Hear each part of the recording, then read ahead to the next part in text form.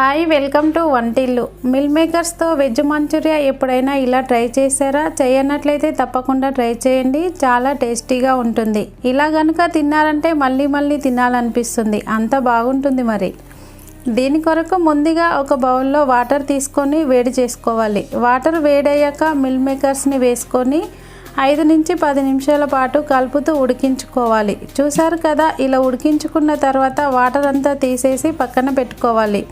తర్వాత ప్యాన్ పెట్టుకొని ఒక పావు ఆయిల్ వేసుకొని ఉడికించుకున్న మిల్ మేకర్స్ని వేసి బాగా కలుపుకొని రుచికి సరిపడా ఉప్పు వేసి రంగు మారేలా కలుపుతూ ఫ్రై చేసుకోవాలి.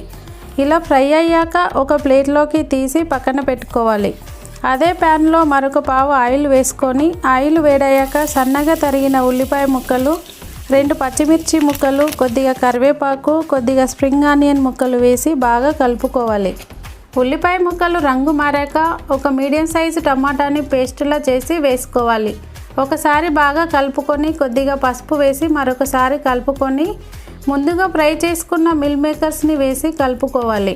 తర్వాత 1 టీ స్పూన్ కారం, 1 టీ స్పూన్ మైదా పిండి, 1/2 టీ స్పూన్ బియ్యం పిండి, 1/2 టీ స్పూన్ గోధుమ పిండి వేసి ఈ మిశ్రమం అంతా బాగా కలిసేలా కలుపుకొని 1/2 teaspoon garam masala, 1/2 teaspoon soya sauce వేసి కలుపుకోవాలి.